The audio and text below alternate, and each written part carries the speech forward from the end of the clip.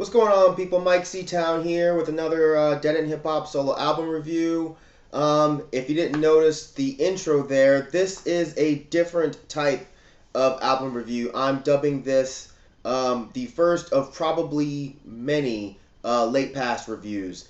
What that means is this is a review of a project that may have come out some months ago. So basically, I'm just beating you guys to the punch because I know if I just randomly reviewed this, the whole comment section would be full of people saying shit like, oh, this came out 3 or 4 months ago. Why are you just now reviewing it? Late pass, motherfucker, late pass, alright? So the project I'm talking about today, this is Copywrite and Surock, Murderland, Choose Your Own Adventure. Copywrite is an MC from Columbus, Ohio, part of the legendary Weatherman crew, part of the legendary Megahertz crew, known for his crazy flows, insane punchlines, just being an all-around creative and dope rapper. Surock is a producer from the Washington area. I guess you can call him a relatively new producer, but dude's got some fire. This came out back in July on Amalgam Digital. The reason I did not review this earlier is because it was originally only released digitally. Y'all know how I am. I like my shit physical, so I'm still weird about purchasing digital-only albums. So I was waiting around for a CD or vinyl release of this project, but Surock broke the news to me that there was not going to be one, which I'm still fucking pissed about. So I went ahead and purchased it digitally because I really wanted to hear it. So this project is kind of themed after the old Choose Your Own Adventure books. If you're not familiar with those, they were these books where depending on what page you jump to in the book, you could determine the outcome of the story. If you've never heard of these, man, look them up. I used to love those books when I was a kid. I love Copy and Surock as a team. Like, he rhymes so nicely over his beats, and he always seems to find a nice pocket with him. I'd not heard of Surock until the track Suicipher that came out probably a few years ago. It was Copy, Cannabis, and Chino XL. The beat is nasty as fuck, and everybody goes in. Well, Cannabis was lacking just a little bit, but that's another story. I've always felt that Copyright was dangerously underrated, and I think he definitely did his thing on this album. The first song is just raw spittin', straight bar fest. I like that it was a bit of an homage to Bad Leroy Brown, baddest man in the whole damn town, badder than an old King Kong, meaner than a junkyard dog. Jim Croce being one of my favorite songwriters.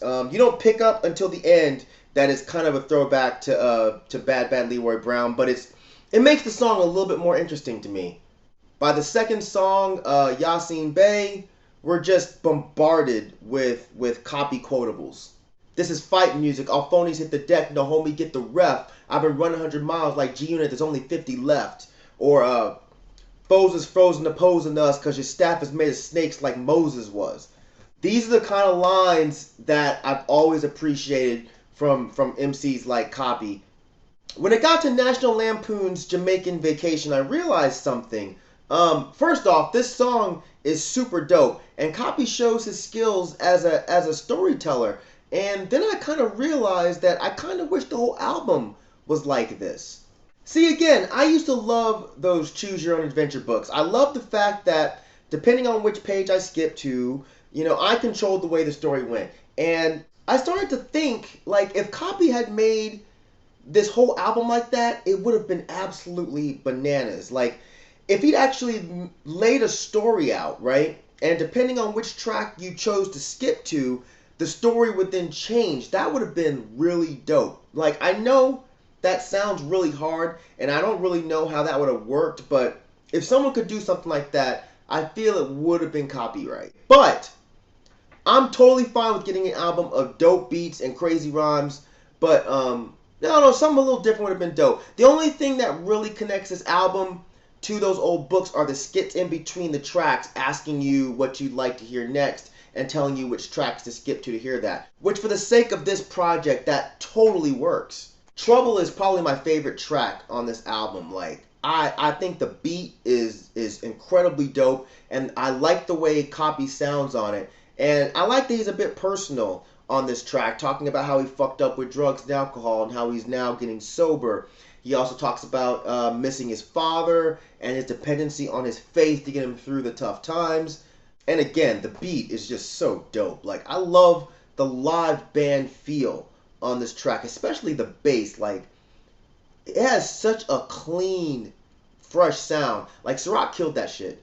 No Games was a really interesting song. I guess it's a bit derivative to write a song about Kurt Cobain, but what I think is fresh about this song is the fact that instead of it being like a simple tribute to how much Kurt Cobain meant to us and meant to the music world, it was instead a story of what people think led to his suicide. Like, I think that's just a really interesting idea that Copy had here. Well, again, what really stood out on this track was that beat. Like, Surock is crazy on this one. It has this cool video game sound throughout. All these crazy, like, Nintendo-ish sounds, and he has them all layered in there. Like, it's a nice-ass beat.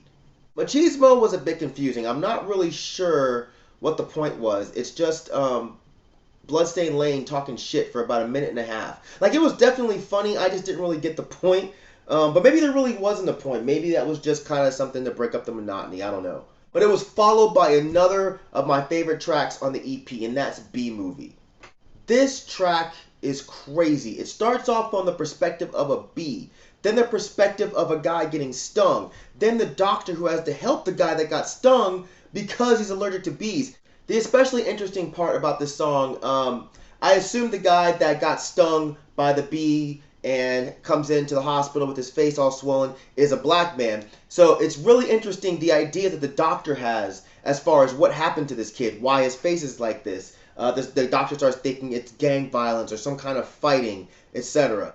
It's a nice little side message about, preconceived ideas and assumptions that Copy threw in there. So I appreciated that. And it's also another example of dope storytelling on this album, done in a super creative and different way.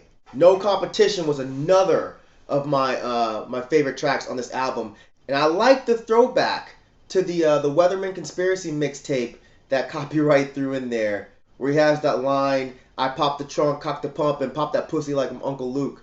That was one of my favorite tracks on the Weatherman mixtape as well, Megahertz Over Megahertz. But anyway, I like how the album ended with the track intro. Basically, it's Copy talking about choosing your own adventure, man. Like, and not just with music, but I assume he means in life in general. It was a real nice closer to the album. Going on about Copy skills on a microphone, I can do that all day. He spits his ass off. He has a lot of complex lines. He's still one of the punchline kings in hip hop, in my opinion. You also have a lot of dope beats on this thing. I really like the way Surock crafts his beats. He has some nice layers, plenty of switches within each beat. Like, in one song, you may get 3 different beat switches, all of them dope. And I just think he's mad creative. But overall, I think this is a super dope project. You have some nice knocking beats, bars all day long, and a really creative concept to tie the whole thing together. So definitely check this out. This is one of the better projects I've heard this year. I'll just say, picking my best of list this year is going to be really difficult. You guys are putting out some quality material, and as a music fan, I just really appreciate it. So that's it for this review. As usual, you know how we do in these motherfucking streets. Thank you for living, thank you for loving, thank you for being you. And I'll see y'all next time. Aight? Peace, bitches. By the way, in case he's not out yet, hashtag free copyright. Hey, man, stay up, bruh.